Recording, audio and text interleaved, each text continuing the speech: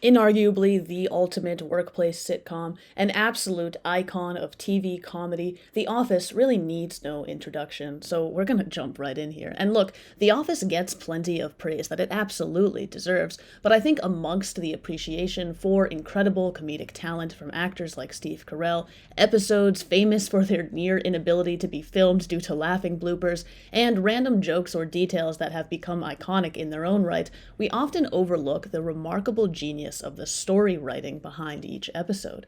This video will take a close look at how The Office managed to be both notably hilarious and genuinely heartwarming over time, how narratives were built to fit into 20-minute episodes and 25-episode seasons, how an ostensibly cynical reflection of American office life became a touching, optimistic comfort show that people still rewatch endlessly today, myself included. We first need to appreciate the creative approach to adapting the series from its original British version, and a fair bit of this comes down to the writing process for the show itself.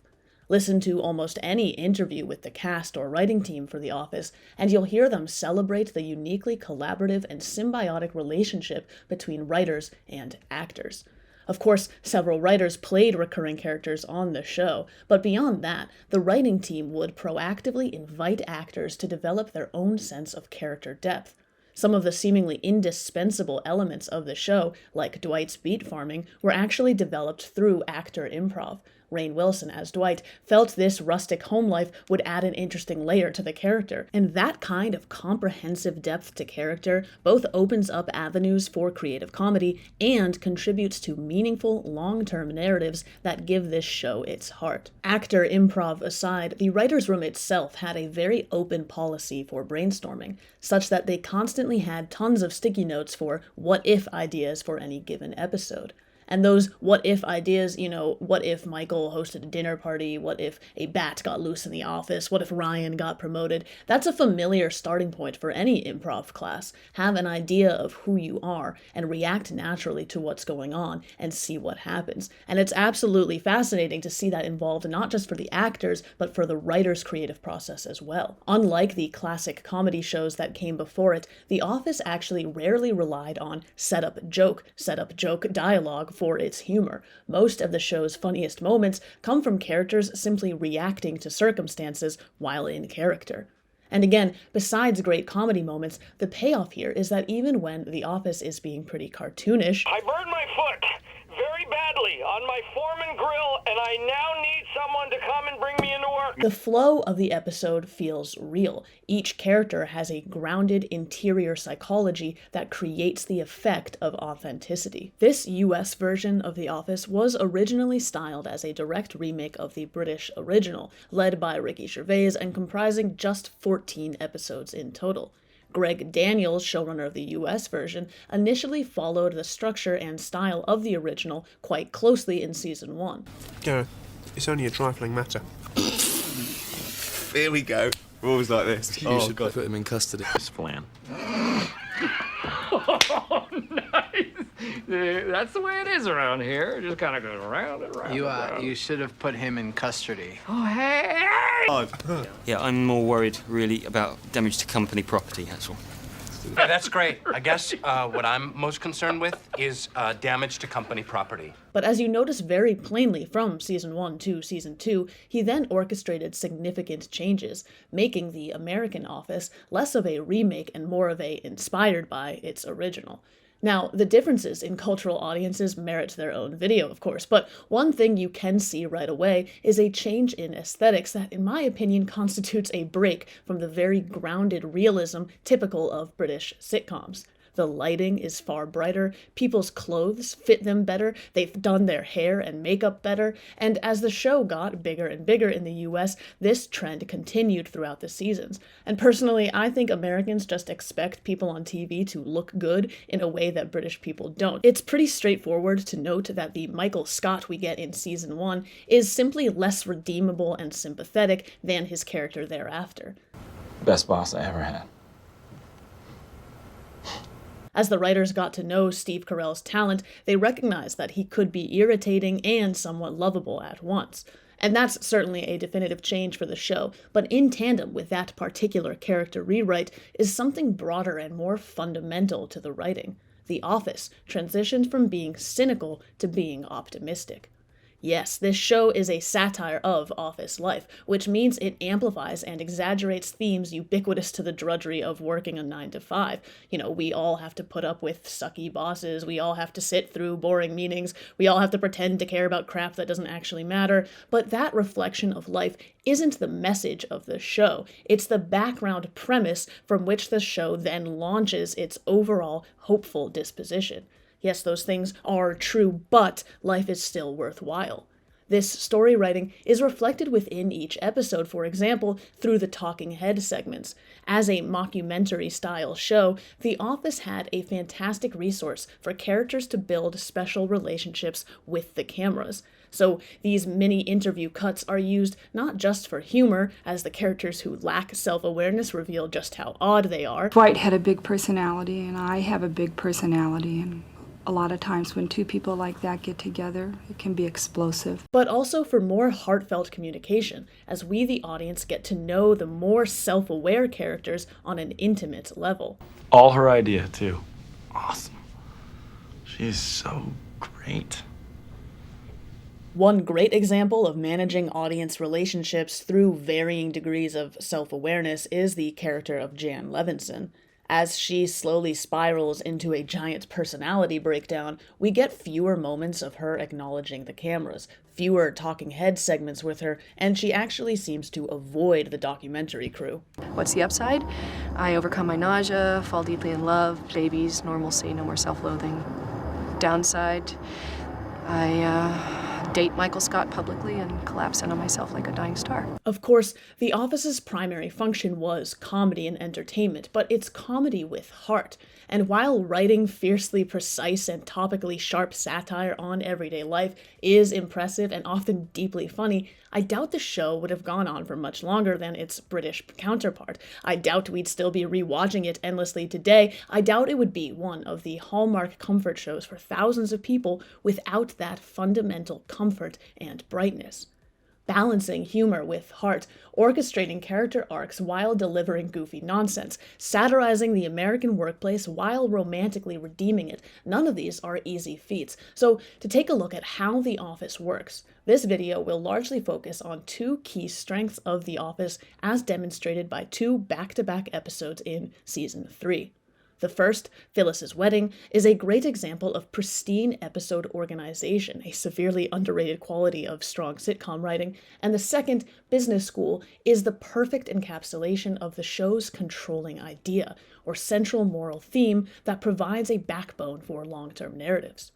After looking closely at those two episodes, we'll take a step back to look at some of the broader character work for Michael and Jim, and just to name a few storytelling missteps. And look, it's no secret that the show had some immense drop-offs in quality. Certainly after Steve Carell left, The Office never quite recalibrated the balance of the chaotic with the mundane, but without a doubt, the show's legacy is not defined by its worst episodes, and even in the last few seasons, there are still some great moments and worthwhile new characters. But you're going to be surprised by how ugly it gets. You don't even know my real name. I'm the Lizard King. Shut up about the sun! Shut up about the sun! I think a fair few of the show's missteps are simply a result of the show going on for a bit too long, so here I'm only featuring weaknesses insofar as they illuminate those core strengths. Now, anything you can do to support my work on this channel would be amazing. You can contribute through Patreon or Ko-fi, and if you haven't already, please do like and subscribe to help the channel reach more people. Thanks, guys. I do. I know a fair amount about fine food and drink. This is a white. The episode Phyllis's Wedding is all about, you guessed it, Phyllis's wedding to Bob Vance. As a reminder for context, this middle-late stretch of Season 3 has Jim back in Scranton after transferring to Stanford, but dating Karen, Andy away at anger management, Dwight and Angela carrying on in secret, and Pam coming to grips with her decision to both turn down Jim and cancel her wedding to Roy. We've heard a little bit about Phyllis's engagement to Bob Vance in earlier episodes. Phyllis asked Michael to escort her disabled father down the aisle, and Michael has obviously blown his role way out of proportion. The other plot lines here have Pam dismayed at how many details Phyllis has clearly stolen from Pam's own wedding planning, and then later getting back together with Roy at the end of the episode, and Jim pranking Dwight into acting as a mega strict wedding bouncer, ultimately removing Michael himself, who acts out once Phyllis's dad has had enough of him and walks himself down the aisle. Now, right off the bat, there are a few structural things to note here. First of all, we don't actually see Phyllis inviting Michael to be in the wedding. We just learn that it has happened. That's just a quick lesson in efficiency and in throwing the audience into an already unfolding story. But secondly, the episode quickly makes use of the talking head segments for ironic humor. Michael is deeply moved by his role in the wedding. Phyllis then informs us that she only asked him in order to scheme her way into a 6-week honeymoon vacation. These early seasons of The Office are particularly savvy in maneuvering the characters' special relationships with the documentary cameras, and thereby with us, the audience. We get to see Phyllis as she presents herself to her coworkers, and Phyllis as she takes quiet pride in her manipulation. That character quirk will become larger and larger as the show goes on, but it won't feel inorganic or sudden because we already know she's slyer than she seems. Can you do this? Yes. That's the importance of audience familiarity here. This is also a clear what-if example. What if everyone from The Office went to a wedding together, right? So the episode is packed with that organic humor from the supporting characters, down to their wardrobe choices and background attitudes. And this episode comprises a steady mix of one-off background jokes from those background characters, long-term development for the season-long romance narrative between Pam and Jim, and a complete self-contained story about Michael Scott. It takes careful planning to balance 3 stories with different pacing, but the main reason I chose this episode to represent storytelling organization is that though this is Phyllis's wedding, it is not Phyllis's episode. Yes, she gets some extra spotlight here, she gets more topical focus, but her dramatic function as a character is still in a supportive capacity. She gets a few snippets of depth here and there, we get more information about her, but what does she do this episode? Get married. That's it. The episode is really about Michael and Pam. They just happen to be at her wedding. This might sound like a super obvious point, but recent shows from Ted Lasso to House of the Dragon have proven to be utterly sloppy when it comes to organizing perspective and delineating between main and supporting character roles. And we don't actually need to look externally to see bad examples. In season 7 of The Office, we get the episode Andy's Play, where similarly, a bunch of coworkers head off campus to see Andy perform in Sweeney Todd, and similarly, Michael is disgruntled at his lack of spotlight. But there, the show hasn't quite decided if Andy is a main or supporting character. So the episode is fine, but it feels sort of jumbled and confused, and there's nothing for us to latch onto or really get invested in. Particularly with its mockumentary format, this show had to very carefully elevate the main characters, Michael, Jim, Pam, and Dwight, control the extent of their self-awareness, and ensure that supporting characters remained dynamic, interesting, and of course available for subplots here and there. The showrunners decided early on that though we do have an ensemble cast, and though we do have those focal characters, we the audience would have particular delineated entry points into the story world. At the start, our main lens is Jim. We see everything the way he does. But when he moves to Stamford, Pam becomes our new perspective in the Scranton office. And interestingly, that perspective is maintained when Jim moves back. We used to see her through his eyes, now we see him through hers. And sure, even in this episode, we can tell from his talking head segments that he still carries a torch for her. We can see more than she does, but there's a new distance between Jim and the audience. So while he is a main character this season, he's no longer an audience perspective. That choice makes Pam our dramatic anchor this season and in this episode in particular. Likewise, we could have seen this wedding from Phyllis's perspective as Michael ruins it, but instead, Michael is our other mainstay, and we see the reactions from more normal people in the background. This choice binds us to Michael. He's the antagonist of every wedding guest there, but we have a strong connection to him, and even when he sucks, we rarely root for him to fail or be embarrassed. As Michael continues to overstep this episode, we learn about his childhood, in particular, his traumatic time as a ring bearer when his mother got remarried. It's one of those Michael backstories that's mostly sad but a little funny, or vice versa, depending on your mood. And as usual, Michael drives everyone nuts, but a part of you feels sorry for him, watching from the outside in, just wishing he had a normal life and was cared for and important to people, but rendering that increasingly impossible as he nearly ruins the whole day. This is character depth rather than character development. And The Office here is careful to occasionally surprise us with details like that about Michael, or to use misdirection to then reveal that he's smarter and more competent than he seems. This is a huge sale. Yes, right. Good. Well, corporate's gonna go ballistic, but you think we could, Jan?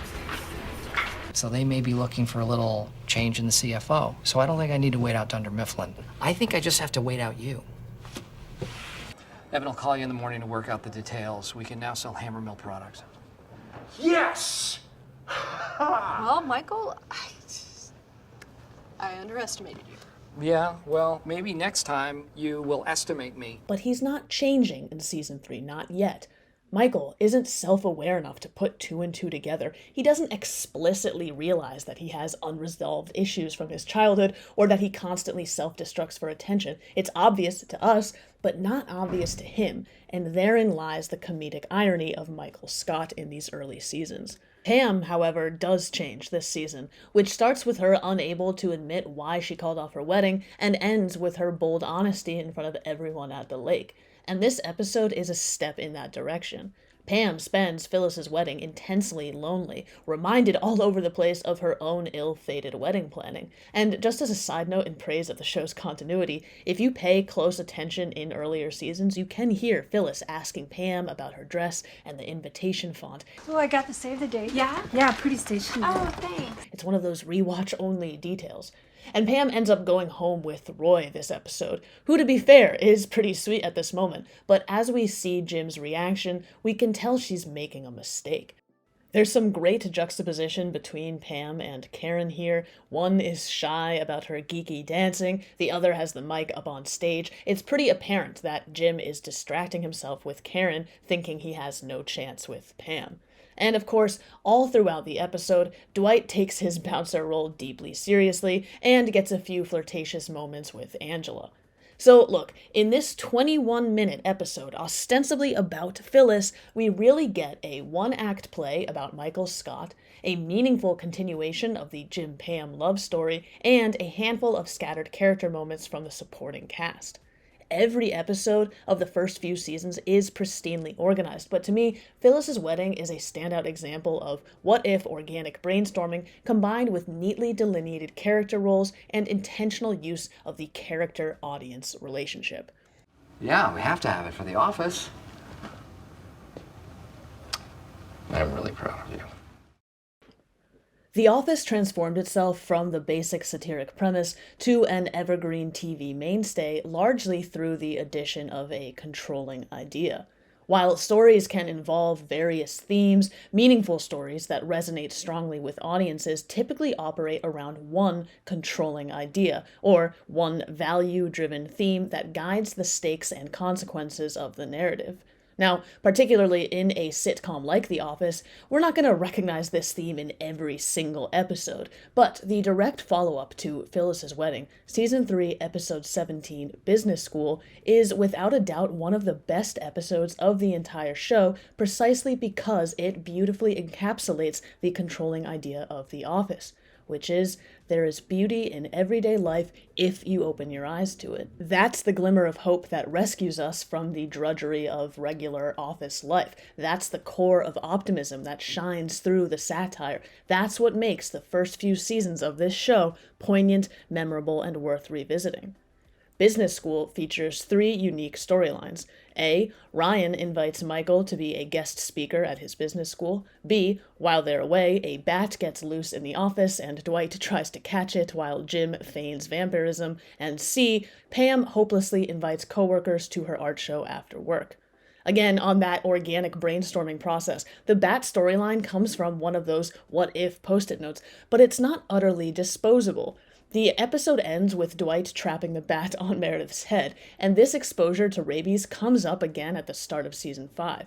Improv, balanced with organization, consistency, and attention to detail. It works. Now, when Michael goes to business school with Ryan, much like his role in The Wedding, he mentally overhypes his own job, playing up his own significance and playing out a Dead Poets Society-like fantasy.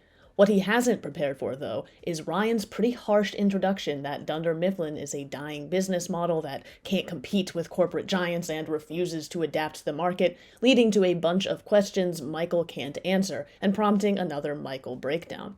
To then punish Ryan, Michael at the end of the episode sends him to the annex section of the office, obviously demonstrating Michael's people skills, as he knows tight quarters with Kelly are a punishment for Ryan. But for those in the know, the annex in the office was created specifically for actors who were also writers. They couldn't be in the background filming B-roll all the time, so Ryan, Kelly, and Toby were then given a reason to be absent. Just a great fun fact. Meanwhile, though Pam earnestly invites people to her show, it's pretty clear there's not much enthusiasm. We see her standing sadly at the show in her Pam being artsy outfit. When Roy, now her boyfriend again, shows up, he rudely celebrates that he's the only one there and then quickly leaves. Pam later overhears Oscar and his partner Gil absolutely shred her paintings, calling them uninspired motel art and criticizing Pam's lack of courage and honesty. It's a genuinely sad scene, and just as Pam is despondently packing up, Michael arrives. Pam Casso! Sorry I'm late. I had to race across town. So this is a pretty well-beloved scene. It's one of those moments of the show that cuts through the comedy. As always, great work here from both Steve Carell and Jenna Fischer. But this scene and the episode as a whole also demonstrate the core theme of the entire show beautifully. Pam will later give voice to it herself in the finale. An ordinary paper company like Dunder Mifflin was a great subject for a documentary. There's a lot of beauty in ordinary things. Isn't that kind of the point? And that's a lovely summary. The Office is about learning to see the beauty in your life as it is.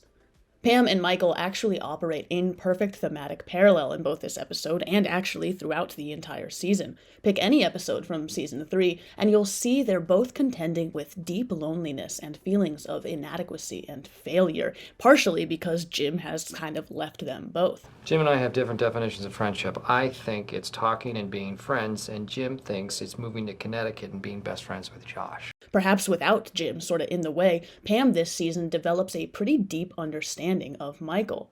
We can't help but notice that he was by himself when he died. But of course, we all know that doesn't mean he was alone. That there were lots of other birds out there who cared for him very much. But she also learns from him this season, taking occasional inspiration from his overly honest outbursts. They're being jerks, but Oscar and Gil here are right. Courage and honesty are not season 3 Pam's strong suits. Apparently, choosing what sort of art Pam would display really dragged on filming this episode, but it was worth it. These pieces show what Pam thinks about. Again, to keep racking on that Sweeney Todd episode, showing us scenes from Andy's musical didn't reveal anything about Andy that we didn't already know. It's just total filler nonsense comedy. Here, we see Pam's art in contrast to the fantastical imagination of her artistic peers. But crucially, and in absolutely wonderful alignment with the A-plot of the episode, the show's world confers and confirms the worthwhileness of Pam's art nonetheless. That's done by using her art to resolve Michael's breakdown this episode. Now, Ryan was also being a jerk, but he was also more or less correct in his assessment of Dunder Mifflin. And again, this quick character moment for him will pay off immensely when he's later promoted. In this episode, and in the seasons to come, though Ryan is objectively correct, he functions as the thematic antagonist to the goodness at the heart of Michael's many missteps. Though Michael is often the biggest irritant in any given room, when he's made to feel small, when he's pushed down or mocked or belittled, the show angles brilliantly in his moral defense, situating him as the righteous underdog. Sometimes other characters like Jim or Pam will step up to defend him. Here, the mockery that was just made of his job, which is his life, the betrayal by someone he considered family, the dismissal of his values and worldview is all beautifully undone by seeing it simply reflected in Pam's art. There's my window, and there's my car. Is that your car? Uh-huh. That is our building. And we sell paper. In business school, neither Pam nor Michael are really seen or respected by anyone but each other, and in this moment, they give each other exactly what they each needed: recognition. And that's one of the most beautiful aspects of art, right? Art can reflect beauty in the world that we might otherwise miss. And sure, this is a silly, goofy comedy show, but that's also sort of what The Office itself does. The episode, of course, ends with Michael hanging Pam's painting of the office right across from reception and outside his office. And he could have put it in his own office, right? He loved it. He has his car and her car there, and it's what he needed to see. But I love this choice, this nod to his managerial leadership.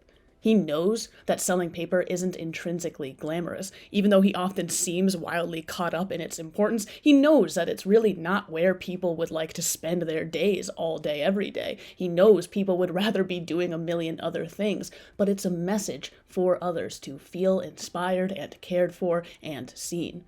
In business school, Pam and Michael get what they need emotionally rather than what they want materially. But this is a meaningful step for Pam, who eventually summons the courage to confront not only Jim himself, but also the rest of her friends. Why didn't any of you come to my art show? This season ends with her finally being honest to herself and to her world around her. And that whole scene is actually sort of out of Michael's playbook, right? It's a bit of an emotional breakdown, admitting that she wanted her coworkers to show up for her, and of course, in objective terms, that wasn't a great way to handle things.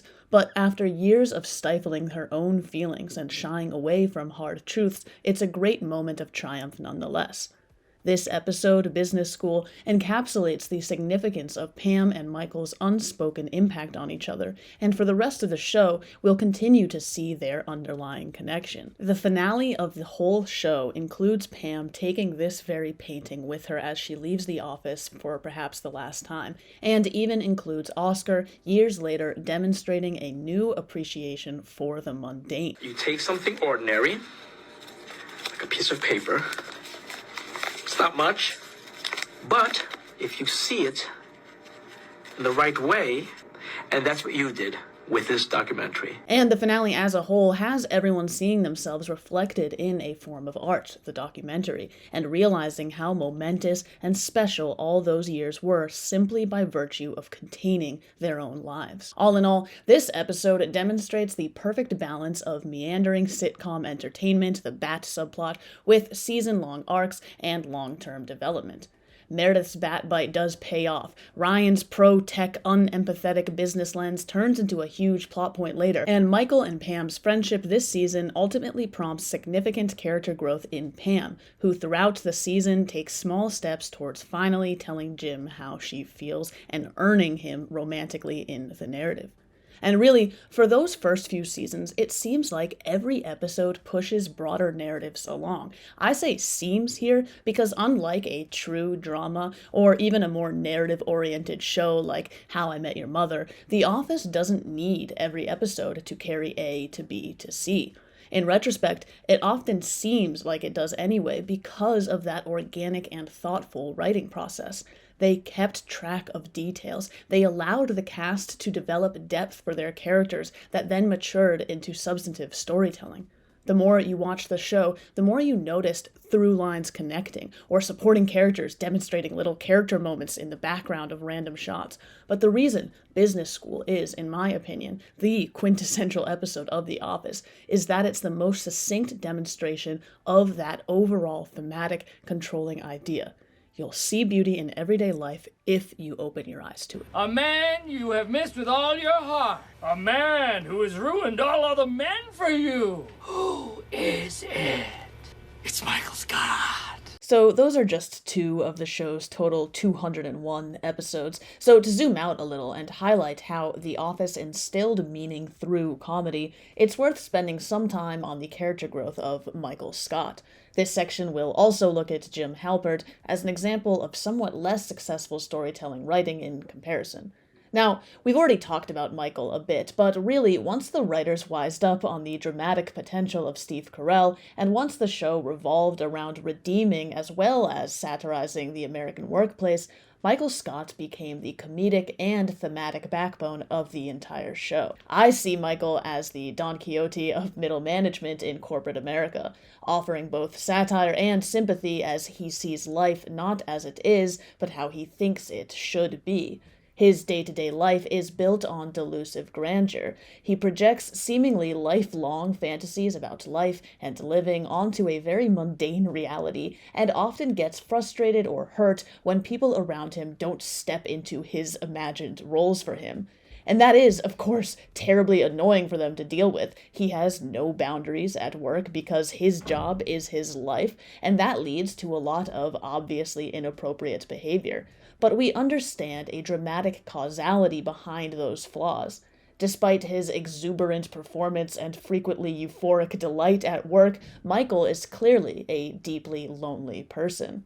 Like Pam reflecting on her relationship with Roy and her art career, Michael struggles with the difference between life as he dreamed it and life as it is, embedding a really relatable sadness behind this clown of a character. That delusive search for happiness leaves Michael pretty vulnerable to someone like Jan Levinson. The famous episode Dinner Party pulls the curtain back on his home life with Jan. Though Michael is brimming with delight, insisting on the perfect evening, the entire night is built on the scarily thin ice of Jan's mental health and their deeply unhappy relationship. See?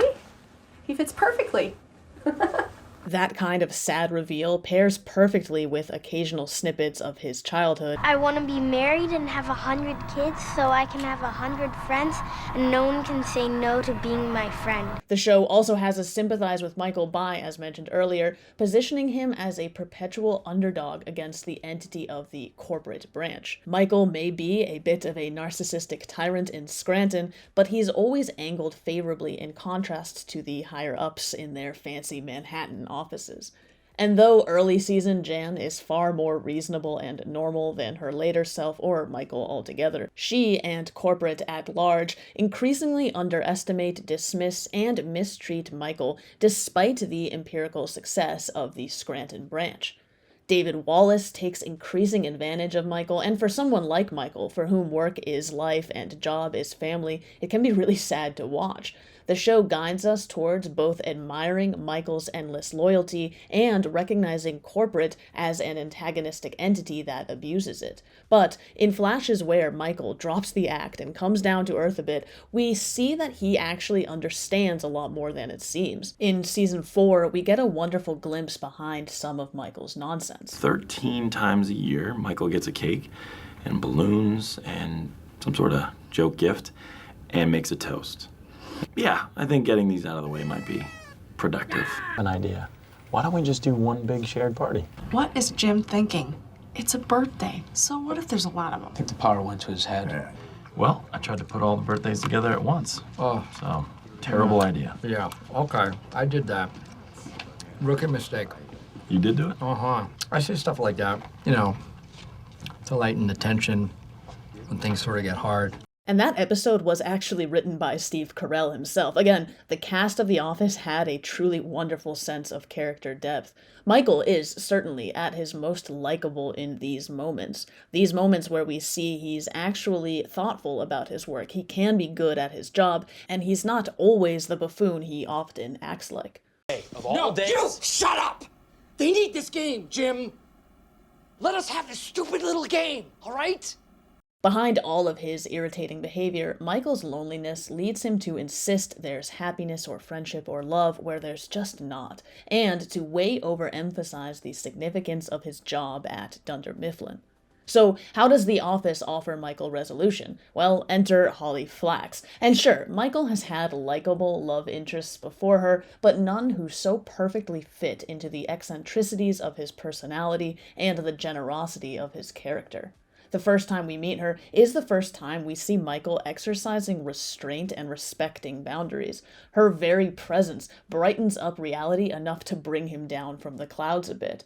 But David Wallace transfers her to Nashua in season 5, and there begins the major complication of the relationship between Michael and corporate. Season 5 has corporate putting Michael in difficult positions while dangling that same old carrot of yet another promotion. The episode Prince Family Paper has Michael ultimately choose to destroy a small family business to impress David Wallace, and he feels horrible about it. And then the episode Business Trip has David send Michael to Canada as a big distraction. It's not a personal favorite episode of mine, but the episode does a great job of using Michael's delusions around hyper-glamorous international travel to make fun of the boring reality of real work travel. This is also a sad reflection that this tedious assignment is a huge life moment for Michael. And yet, two interesting things happen here. One, because Michael insists they make a big night of it, Oscar and Andy do end up bonding as friends. So Michael's cartoonish antics don't just reflect the idea of a happier world, they can actually make it so. And two, Michael ends up confronting David and realizing the trip was rather used as a distraction from Holly. But even when Michael has had enough and quits in season 5, he goes ahead and opens a rival paper company in the same building. Note, though, that what pushes Michael over in that scene is David treating him like a kid, seeking to pacify him with a party instead of offering genuine respect. Michael still has, though, no life beyond Dunder Mifflin, but having something real in Holly and losing it prompts the beginning of Michael's major character development. And while they're broken up, when he does see her, he genuinely tries to respect boundaries and be patient, even while holding faith that they'll end up together. He balances ecstatic romantic hope with a new sense of realism. And when Holly finally re-enters his life for good, she brings Michael back to Earth and makes Earth a fun place to be at last, making him face harsh truths like how much Todd Packer sucks, while also matching his childlike energy and sense of fun. Michael leaves the show when he moves to Denver to help Holly care for her dad. He doesn't even give it a second thought, and we know this is the perfect ending for this character who finally has something more precious and meaningful to live for than work. In other words, he learns to see and earn the beauty in his real life as it is. So Michael's major development is overcoming his delusive insistence that there's happiness and perfection when there isn't, and accepting that his job isn't his life.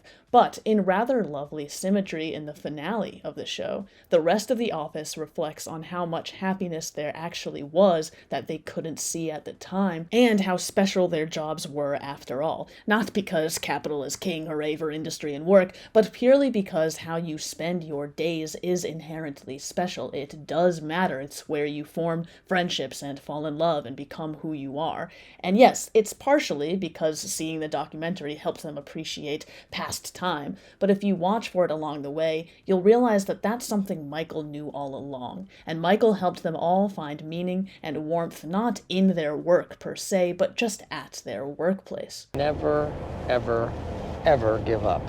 As a man and as a friend, he is of the highest kind, quality, and order supreme. I'm really proud of you.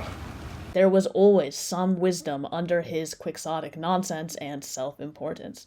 This is just fantastic comedic storytelling and writing. This paragon of cringe-driven humor managed to convey a frequently tragic but ultimately wonderfully uplifting long-term story, genuinely earning his happiness and the affection, finally, of his co-workers. Turning now to Jim. So again, in the first few seasons, Jim Halpert serves as the primary connection to the audience. He's just the normal, likable straight man, and in contrast to Michael and Dwight, his defining characteristic is a notable lack of interest in his job. We get glimpses of how passionately he can work when he feels motivated. When he's excited about something like the Office Olympics, he gets really into it and he does a really great job. But The problem with Jim is that he works here, so... But his general cynical attitude towards work was a great carryover from British television. Besides perhaps Seinfeld, most protagonists in American TV are majorly motivated and ambitious. And when Jim's primary source of meaning are those flashes of romantic hope, he functions perfectly as a relatable narrative anchor. And I know his pranks on Dwight can be mean-spirited, but as a whole, Jim demonstrates the type of kindness geared towards endearing him to the audience. He supports and cares for Pam even when her boyfriend doesn't, he backs Michael up in moments of sad vulnerability, and he does genuinely respect Dwight a lot more than it seems. I know some people take understandable issue with how he treats non-Pam love interests, but he's written to be likable, relatable, and grounded. I'm not saying his personality is totally flawless, but, crucially, the show doesn't emphasize or even identify any major internal issues or obstacles for Jim to work through the way early Pam and Michael have. His problems are instead material.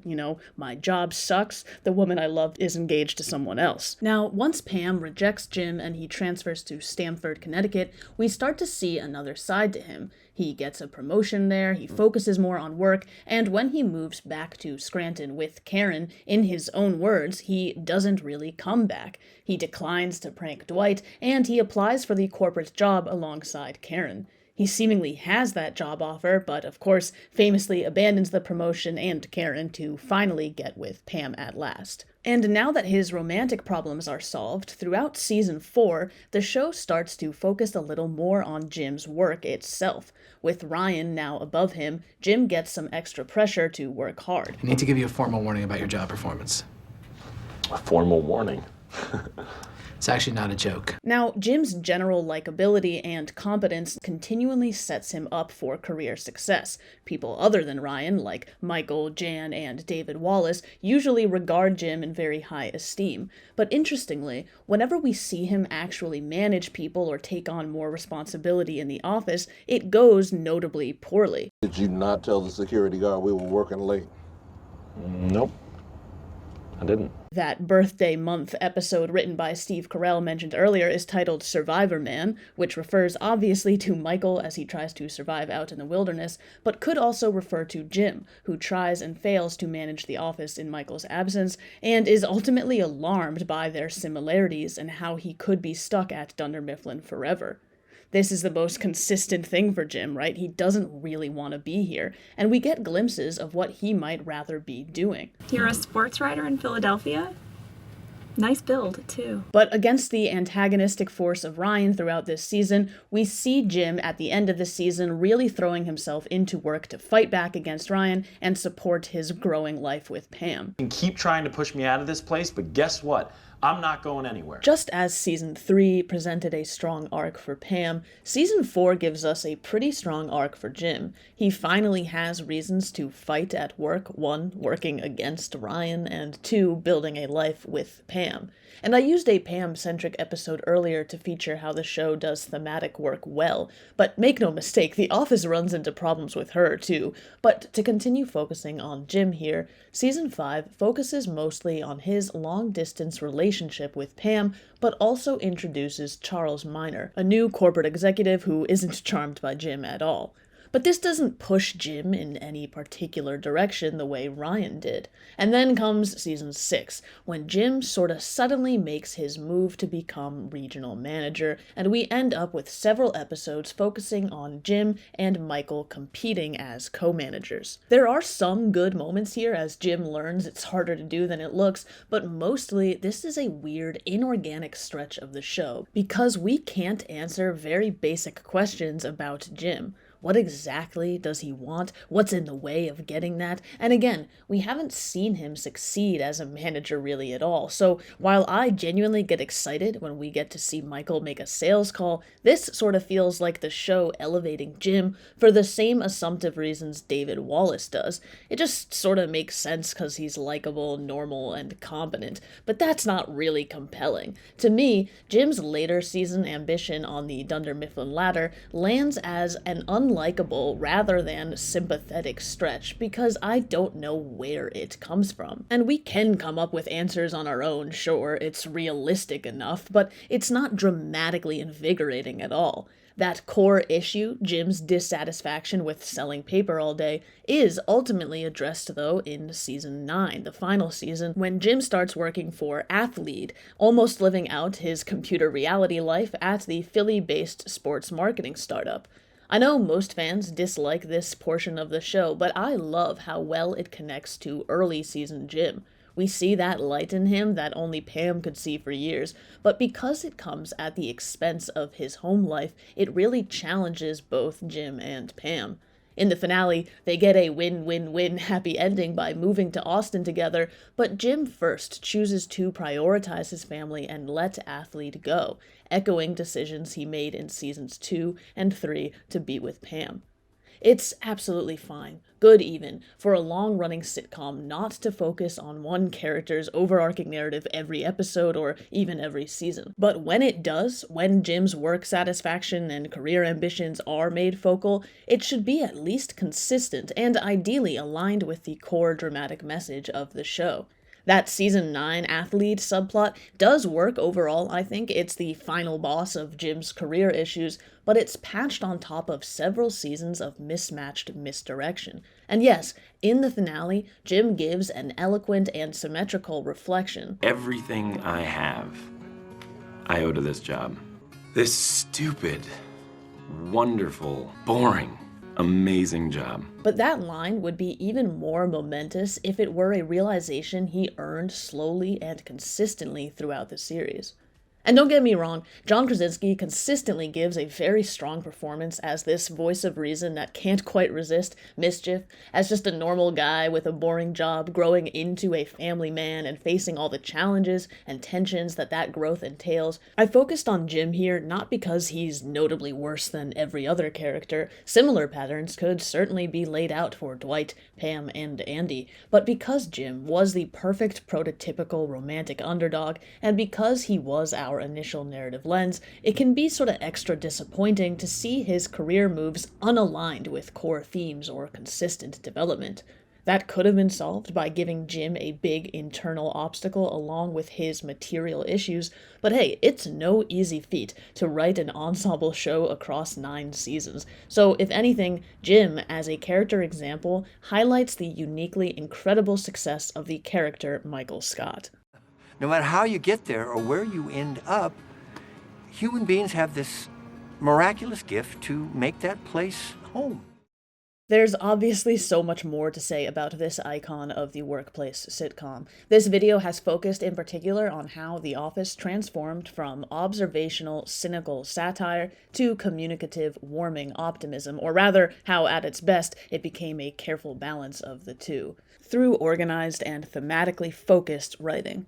At its best, as demonstrated through the stellar episodes Phyllis's Wedding and Business School, and through the overall character development of Michael Scott, The Office was able to make us laugh both at and with core characters, convincingly depicting the beauty of life not despite, but rather through its very mundanity. But let's not get carried away with praise here, as demonstrated by some of Jim's character direction, and honestly, the latter half of the entire show's runtime, the discipline required to balance outlandish creativity with grounded relatability certainly slackened. Delineations between rationally self-aware and hilariously oblivious characters were not maintained. New characters were neither new leads nor restricted to background supporting roles, and while in early seasons most of The Office seemed like normal people but actually had these quiet quirks that would emerge hilariously from time to time, which is pretty true in my experience of having coworkers, right? Everyone's a little weird in their own ways.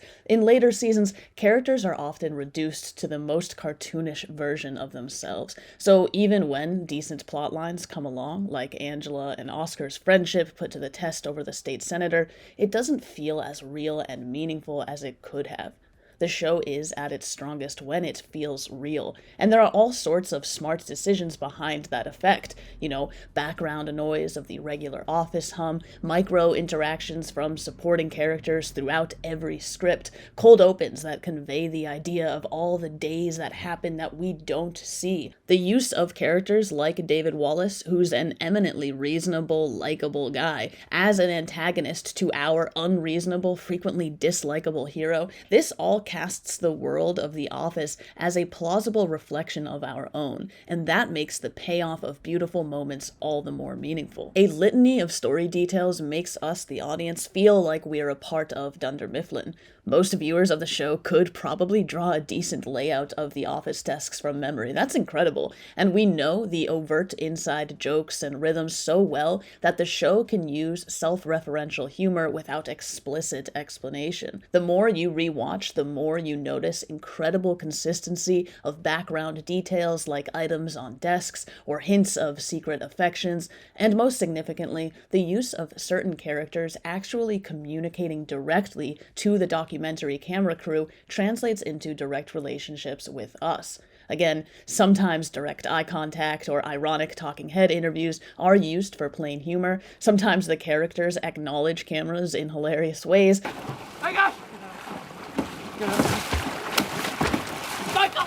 But our direct connection with certain characters allows this show to operate on a personal, vulnerable level, as someone like Pam develops a direct rapport of honesty and shared secrets with us, inherently imbuing us with a sense of intimacy and friendship with the show. Particularly in those first few seasons, we know these people intensely well, even though we've actually just met them. And the reason that all of this matters is that even when The Office starts to lose its touch, it can, as demonstrated through its really strong finale episode, always rest on audience familiarity for humor, care, and meaning. In other words, as in the show, the sheer amount of time we've spent in this world with these characters at Dunder Mifflin, and how well the showrunners established what that feels like, binds everything all together. We could be here for hours talking about this show, but let me know in the comments if you want more videos on The Office or what other shows you'd like to see reviewed here. And as ever, thank you so very much for watching. Please like and subscribe for more, and please consider supporting the channel if you can. Thanks, guys.